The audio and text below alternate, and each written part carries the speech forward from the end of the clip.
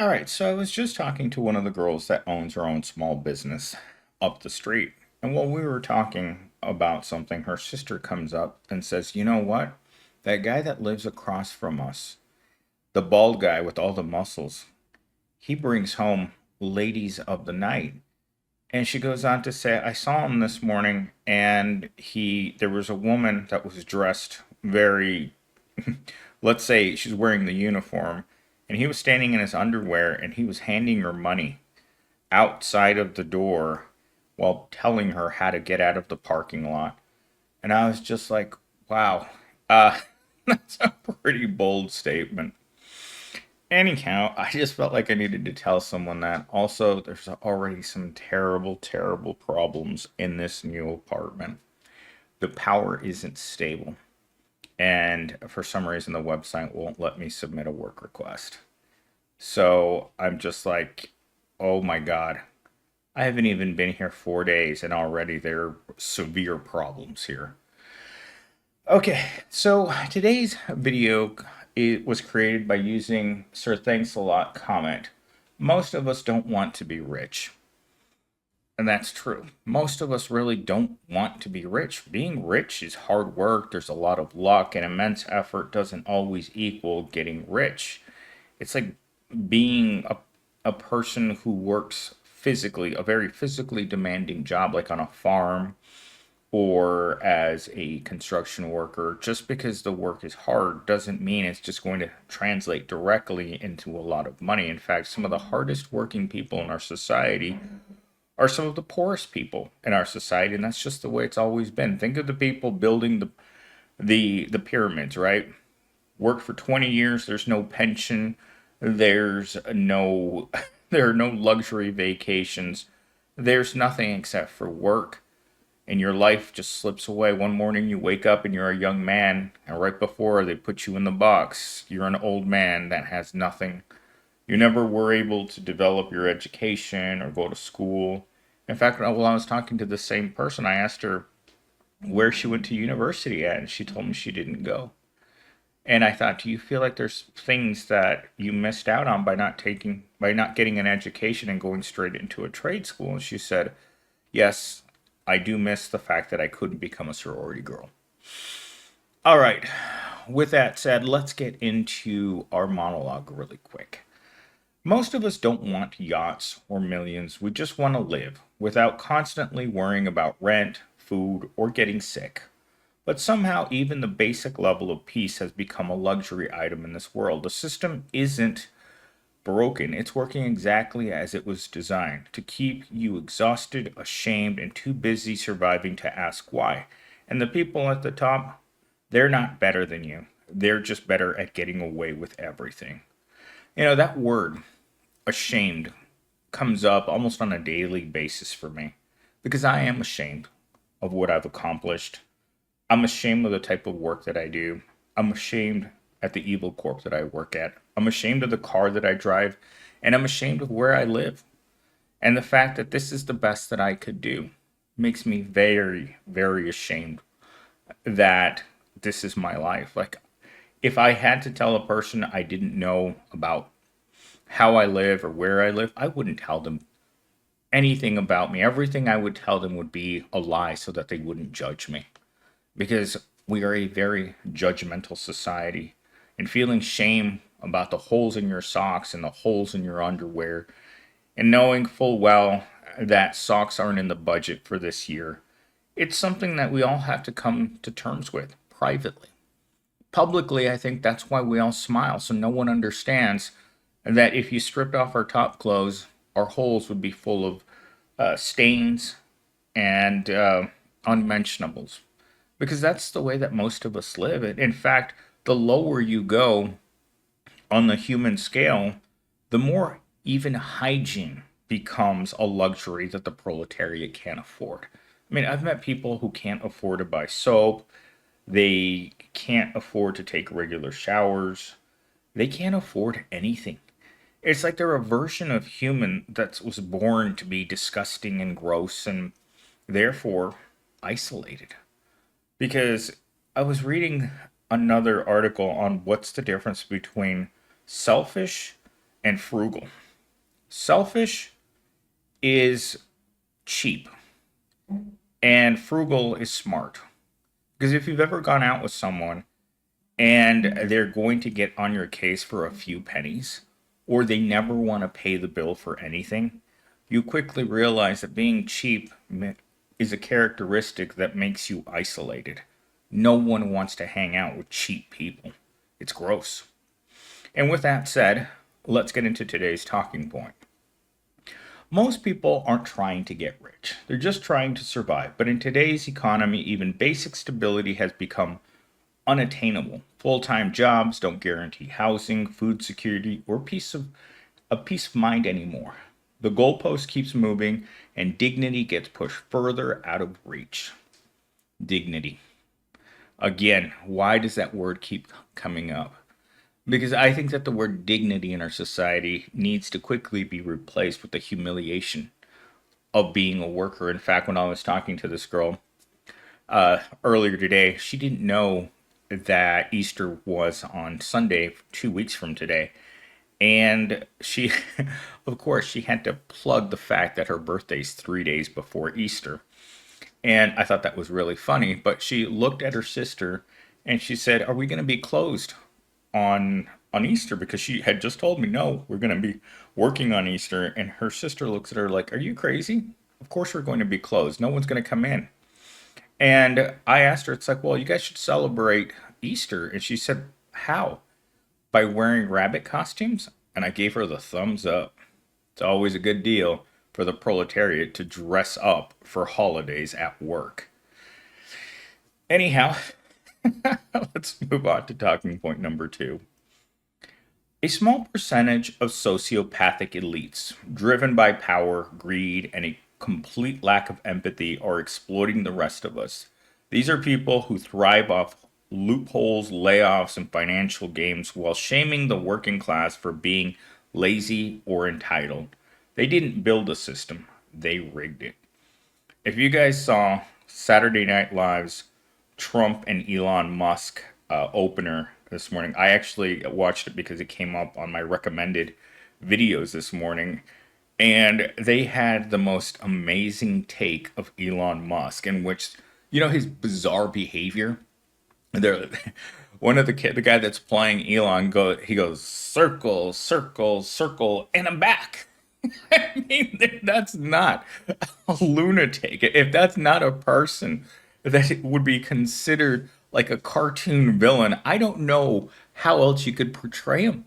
Like, he's so autistic, so strange and bizarre. I mean, I remember him, I think it was a few years ago, asking why they couldn't enforce the same labor laws in America that they had in China, where you work until 3 o'clock in the morning. And he's asked questions like, why do the workers have to go home?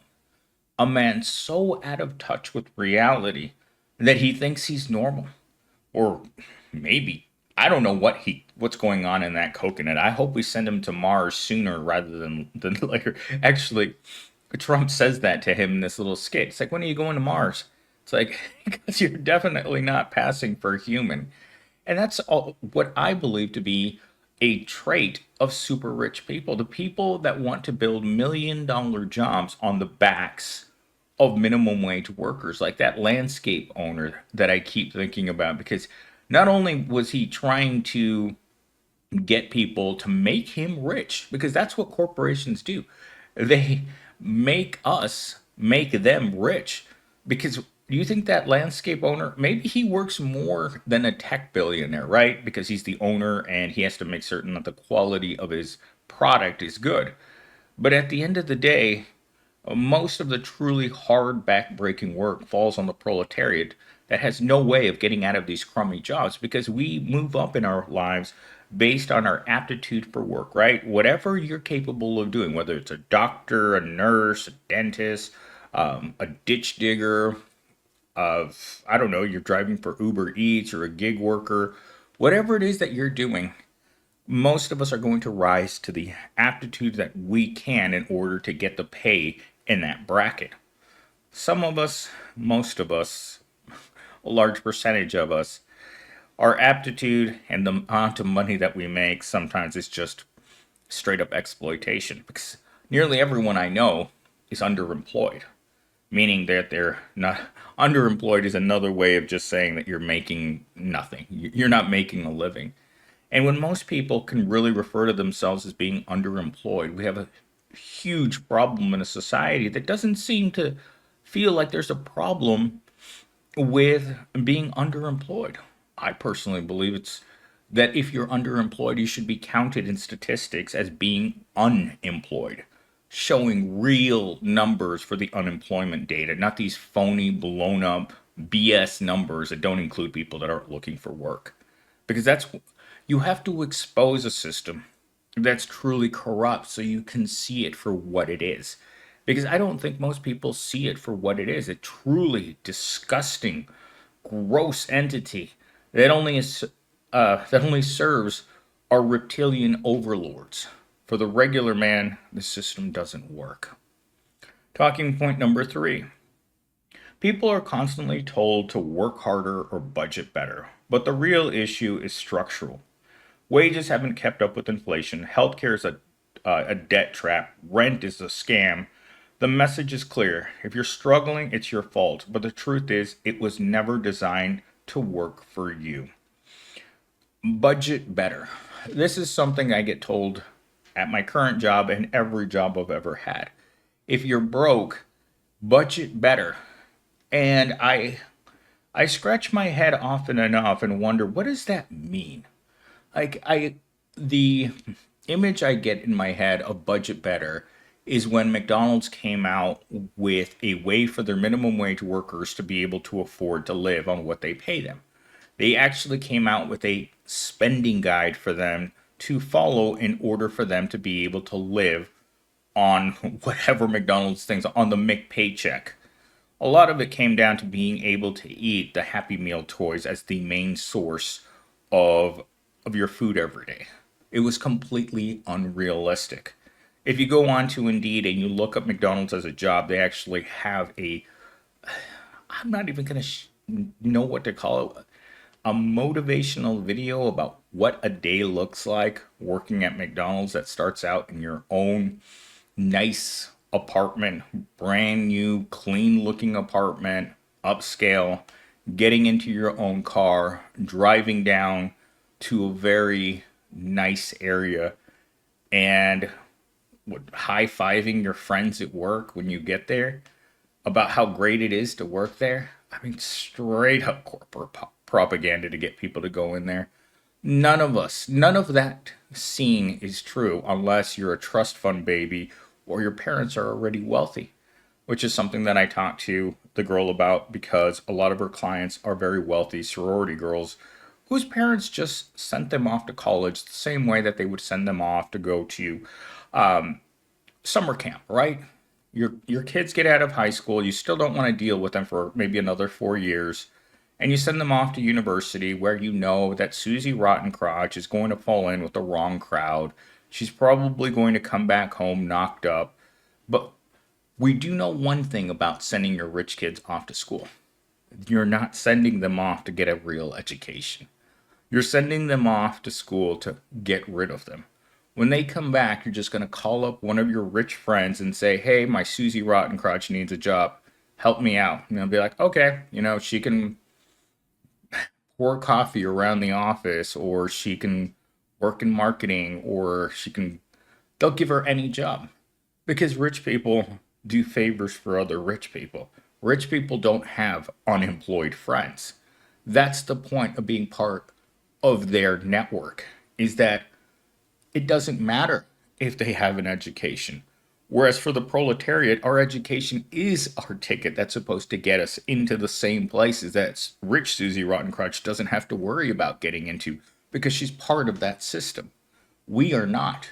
We are considered the garbage of our system. And as garbage, our place is at the bottom. We're never meant to rise up and do better for ourselves. We're always supposed to smell like garbage and have the success of a person that's not in the in group. Talking point number 4. Respect, rest, and a livable income should be a human right, not rewards for burnout. When we accept a system that makes dignity a prize for the privileged, we normalize exploitation. The fact that having free time, food security, or mental health is seen as a luxury proves how deeply broken things really are. That is one of the truest statements that ChatGPT has ever said. Mental health in this country became a luxury a long time ago because poor people can't just take the day off to go see a psychologist because they're down on being poor. In fact, I've been there. I've gone in to talk to someone and been like, my life is really terrible right now. I'm really stressed out about money. And they'll give you some BS remark about how you can do better if you go to school. And then you tell them, I already went to school. And then they'll tell you that it's your fault. It's those negative thoughts inside your head. You need more toxic positivity in your life so that you can have a positive attitude and therefore experience a positive life. That's the way a psychologist is going to treat you when you come in and you tell them, I'm down on life because I'm broke and I'm hungry. No, it's all about adjusting your attitude. That's why I can't stand psychologists. Your circumstances of living in the hellhole with 20 other people you don't know, well, that's not part of your happiness. What you need to do is you need to look for a path forward. You need to find a way of getting rid of all your debt, paying off your house, not having a car payment, and cutting up all your credit cards until you can be happy. That's how you self actualize getting rid of negative thoughts because thought criminals like myself who are going to come out here and tell you the honest, brutal truth is you're never meant to be happy because mental health is a luxury tied to money. Because if you're down here where I am and you're thinking about what you're going to do, the next scheme, the next lottery ticket, you're always thinking about what am I going to do? What's going to be my next hustle to generate more income because I already work 40 hours but it's not working for me. You're always going to be on edge when you're a poor person because you're just one paycheck from living in your car and then ending up on the street. Most people know that. Some people will refuse to believe that there are certain basic essentials in life that have become luxuries for the proletariat. And mental health has been one of those things for a very long time because we can't just unplug. We can't just stop and decide, you know what, tomorrow I'm not going into Evil Corp. Tomorrow I'm just not going to show up. I'm going to get onto my yacht and I'm going to cruise over to Europe and I'm just going to hang out for a few years because my mental health has gone down because my work sucks. So I need to stop working. That's not even that's nowhere near the reality of how bad things are for poor people. Don't like your job? That's normal. Don't like your boss? That's normal. Don't like the way that they treat you? That's normal. They've normalized every freaking rotten aspect about our working lives to the point where I call life the work release program because that's all it really is. At the end of the day, it's a work release program that's not working for us. And again, I'm going to say this in every single video. The change isn't coming from Washington. The change is coming from the people that are being exploited every day, the people that need to acknowledge that this is a trap. This is a debt trap. And your debt is just going to continue to grow the longer you choose to be alive. Remember, hope or cope. There's no other way because they want you hoping for a better life, therefore continuing to work as hard as you can for a system that loves it when you feel bad, when you think about taking a day off or not coming into work or taking a mental health day. America isn't ready to normalize mental health because good mental health would mean millions, tens, even 100 million people that suddenly acknowledge and look at Evil Corp and like, That's the thing that's making me sick. And that's the thing that needs to go away.